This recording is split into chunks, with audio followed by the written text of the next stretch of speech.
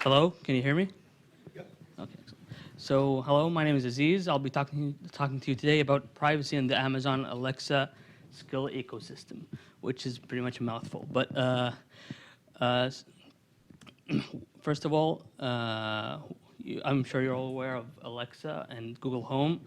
These are new devices that we call smart speakers, and they pretty much in almost every household today.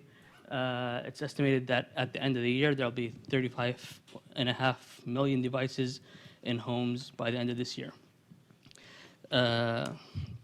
So I'm sure I don't need to tell you guys that a device that's in your living room that's constantly listening brings up new privacy implications.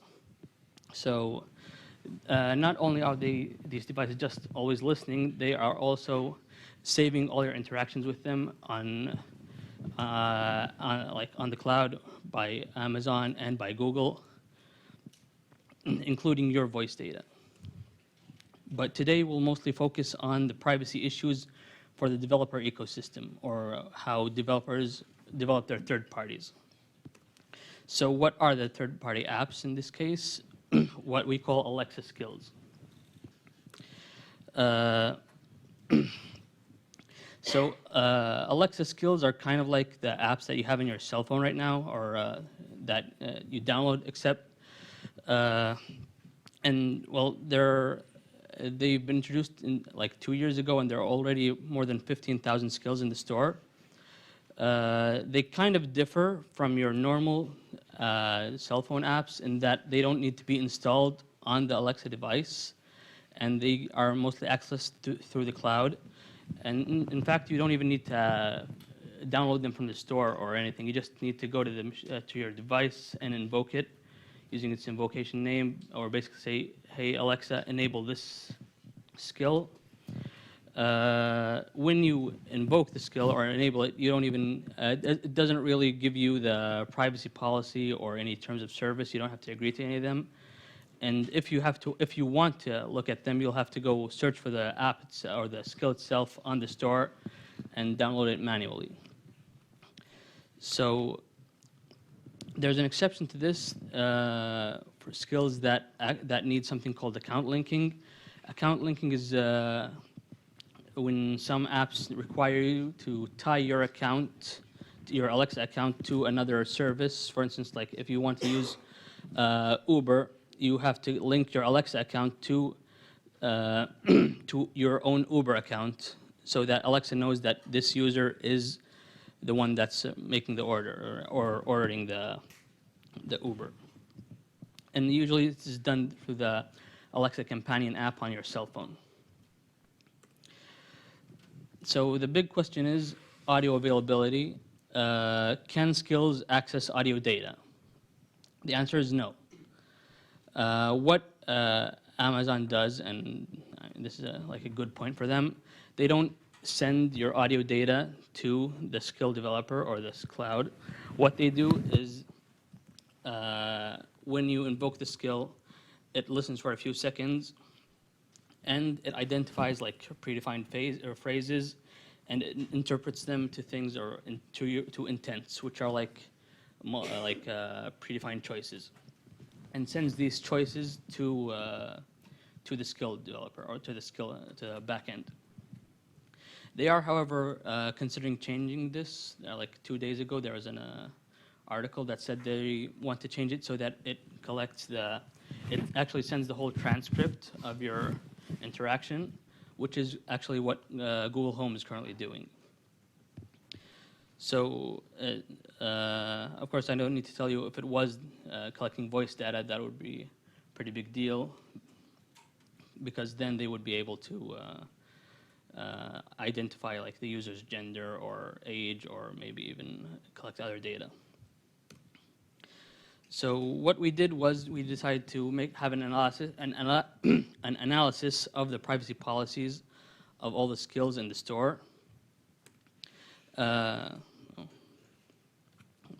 We started by analyzing more than at the time it was 2 months ago, so they had almost like 11,837 skills.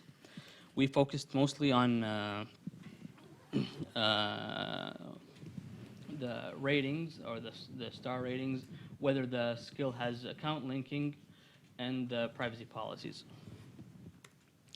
So the first thing we noticed was that only 75% or 75% of all skills did not have a privacy policy. That is because privacy policies are optional and only required for skills that require account linking. So that would be like only 5.7% are the skills that have account linking. And even among those skills, even among those privacy policies that we found in general, 14% of all privacy policies are like erroneous, as in they give you like a 404 page not found error, or they're unreachable in general, or in a lot of cases they were just not privacy policy pages, and skills would actually link to their main page or their About Us page or whatnot. And even skills which were required by Amazon to include a privacy policy, 3.5 of them, which is a pretty high percentage, were erroneous, as in unreachable or wrong pages. In addition to that, most privacy policies actually did not mention they did not mention Alexa or Echo at all, and they were just general pages for the ones that they would use for their maybe apps or websites, and were not tailored to Alexa at all. An interesting tidbit we found was that you'd think that 5-star apps, or apps that were rated 5 stars, would have more privacy policies, but it's actually the opposite. 5-star apps had the lowest inclusion of privacy policies, whereas 1-star apps had the most. And judging by them by category, the 2 categories that had the most privacy policies were smart home skills and connected car skills. That's mostly because they all, like a high percentage of them require you to do account linking, whereas other categories like game, novelty, and weather had the lowest privacy policy percentage, because they were mostly simple apps that did not collect any data, therefore did not need them. Moving on to other Alexa privacy choices. Most skills identify the user by something called a user ID, which is issued by Amazon to each user, so that every user has a different user ID for each app or each skill. The advantage of this is that it's hard to track the user across skills. So, for instance, in this example, this user has a user ID 1234 for instance, the Domino's Pizza skill, but and the same user has a 4567 for the Uber skill. So, even if I, for instance, made 2 skills, I would not be able to tie the same user to each of these skills. However, the disadvantage is that it was difficult to, or not difficult, but non-intuitive way to reset these IDs. You'd have to go to each skill, disable it, then enable it again to reset the ID. Other permissions the skills can access was the device address, which was the full address, which could be either full address or a simple address, which is just the country and postal code. It also you could also request access to lists, and which are Amazon gives each user a shopping list and a to-do list, and gaining access to these would give you read and write access, or you could choose either or.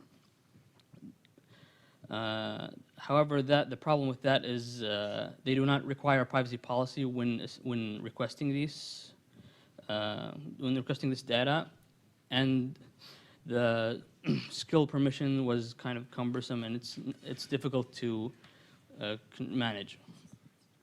And you can't control like which lists you have access to. It's an all or nothing. You either give it all access or no access at all. Finally, the conclusion is Alexa skill developers were sloppy about their privacy policy, and Amazon themselves were sloppy in their enforcement. They did make a few good choices, such as the user ID and the audio availability, but they're starting, who's to say what they do in the future? They're already considering changing some of them. More permission types are coming soon, and the way the current setup is, it will be difficult to actually manage them all, and you'll have to manage them on a skill-to-skill basis. And that's what we have today. And thank you very much. Any questions?